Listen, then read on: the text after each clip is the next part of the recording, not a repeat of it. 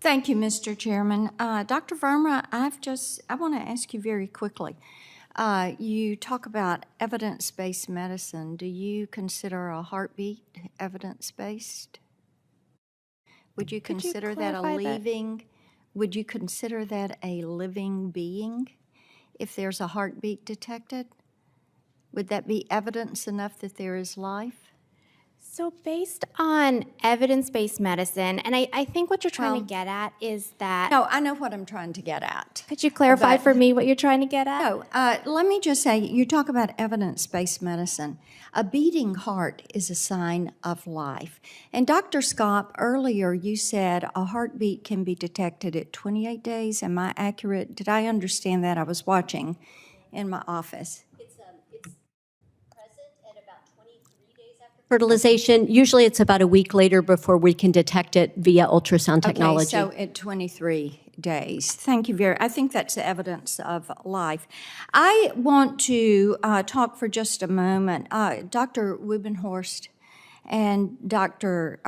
Scott, late-term abortions. When I'm talking to women in Tennessee, what I find is most people, regardless of party affiliation, they are opposed to late-term abortions. And from the work that I've done in the House and in the Senate, what I have found is that there seems to be dismemberment of the baby involved in these late-term abortions. And many times there is an injection to stop that heart from beating. Is that accurate? Am I correct on? Okay, you all are nodding yes. Okay, and then there are occasions during late-term abortions when the baby survives that process, and then the baby is delivered alive.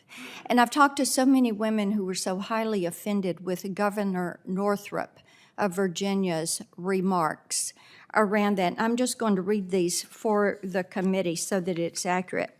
He said, if a mother is in labor, I can tell you exactly what would happen. And of course, he's referring to a mother in for an abortion, and she has gone into labor. He continues, the infant would be delivered. The infant would be kept comfortable. The infant would be resuscitated if that's what the mother and the family desired, and then a discussion would ensue between the physicians and the mother. So, Dr. Wubenhorst, you have delivered a lot of babies. Okay. As someone who has done this and who has personally cared for women who suffered physically and emotionally from the complications of abortion, then tell me is there any way, any reason anyone would think that statement from Governor Northrup was a compassionate, caring statement? Yeah, I think it's very clear that it's not a compassionate statement, because if you allow a child, and in fact, I think the legal framework in this country is that if a child is neglected and allowed to die or killed, that's infanticide, and that's something that could be prosecuted.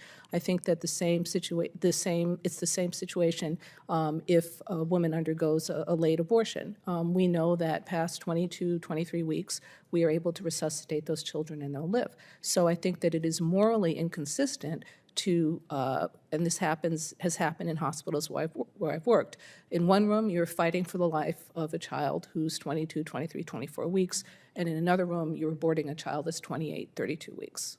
Yeah, and visiting our NICUs and having friends and family that have had babies in the NICU, and you pray over these babies for the continuation of their life and their health and their recovery. And then when you hear about the practice of late-term abortion, it's just hard to square that up. I find it very difficult. Dr. Scott, I want to talk to you for just a minute.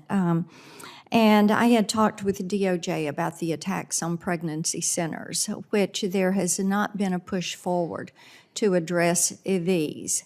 But there have been many cases, and we've had some in Tennessee, where they've gone after people that were across the street from the center and were going through protesting. And I see my time has run out, but I do want to get this question in, and you can answer it for me. We'll do this, Mr. Chairman. I'll take it from her in writing. I would like to know if you think DOJ and the Biden administration is doing enough to protect the pregnancy centers. They're protecting abortion centers.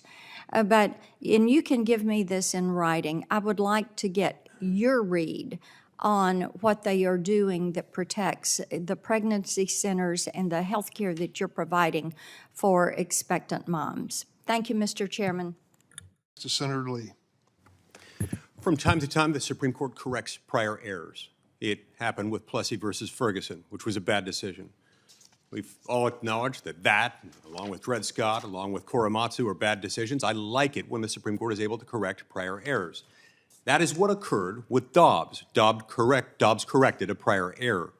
It's difficult to endure hearing people say that they're worried about the credibility of the court, when sometimes those words are uttered by people who are themselves actively, willfully, deliberately attacking the credibility of the court, sometimes as officers of the court.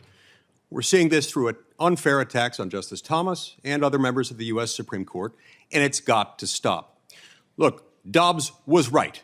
As a matter of constitutional law, this is a matter not for the courts to decide, but for elected lawmakers, typically in state legislatures, not our national legislature. So if you don't like the policy outcome, go to your state legislature. But this is not an issue in which the federal judiciary is somehow empowered. There is no reproductive rights clause of the U.S. Constitution. So let's not pretend that we're worried about the credibility of the court if we are simultaneously attacking the credibility of the court and its ability to do its job. Now, a lot of these issues relate to this legislation that's been introduced in the wake of the Dobbs decision, which is itself way more radical even than Roe versus Wade was, and way more radical than where Americans are comfortable going. 69% of Americans are uncomfortable with abortion after the first trimester, 69%. But you'd never guess that from the way Democrats in the United States Senate vote on these issues, where essentially all of them support or appear to be comfortable with second and third trimester abortions. And in fact, all but I think 2 members of the Democratic caucus in the United States Senate voted against the Born Alive Abortion Survivors Act. And so this legislation Democrats are now pushing would prohibit any state law from regulating abortion within a state's borders, essentially ever, not to protect girls, not to protect women, not to protect health, safety, and welfare, not to protect the rights of a baby born alive. Now, putting aside for a moment the life of the child, when considering the health impact of abortion on women, I think there are important considerations to make. Dr. Ingrid, Dr. Scalp, I'd like to start with you.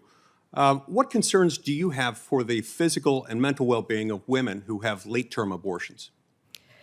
It's well established that women who have late-term abortions are at much higher risk for mental health complications, as we mentioned, anxiety, depression, substance use and abuse, and suicidal ideation and self-harm. Let's talk about suicide for a minute. Those who have second or third trimester abortions, late-term abortions, do they have, what do their higher suicides look like? In the United States, we do not have data on this because, as I mentioned, backing up to maternal mortality, this is data is collected until a full year after the end of the pregnancy, and it is virtually impossible because the CDC mostly looks at death certificates. It's virtually impossible to link say a coerced abortion and a suicide 6 months later. Right. And I don't think that there are many efforts to do this. By the way, how many abortions are medically indicated, medically necessary? Using the definition that the intent is to kill the baby, I would say none. As we discussed earlier, occasionally there is the need to do a separation of the mother and the baby. The intent in that case is to save the mother, and sometimes the baby regrettably dies. But even if you use that or if you said that, well, that counts as an abortion, it's still far less than 1% of the abortions in our country. Very good to know. Now, as you have noted, women are 4 times more likely to experience serious medical complications from a chemical abortion as a surgical abortion. Why is the abortion industry pushing chemical abortion? Does it have more to do with the fact that this is an industry that makes a lot of money off of that? Or does it have more to do with the fact that that dispenses with a lot of inconvenient things, like the fact that we've got Planned Parenthood clinics that have been caught on tape telling girls not to tell the age of the person having the abortion, because then they would have a duty to report it? What is that? What's causing that? I think there are definitely advantages for the abortion industry to promote chemical abortions. They don't have to hire a surgeon, pay for sterilization of instruments and the costs that go along with that. And the reality I would like to acknowledge is that, again, about 90% of obstetricians do not perform abortions, and even obstetricians who claim to be pro-choice, many of them will not perform surgical abortions. So I think there was a staffing issue that began the promotion toward chemical abortion. There may be some advantages in terms of funding, but now that we see— Is there a profit motive, perhaps?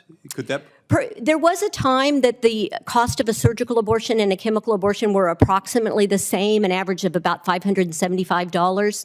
But I think we also see, in light of states beginning to have pro-life restrictions, that this is a way to get around those restrictions and provide abortions in states that are trying to protect unborn life.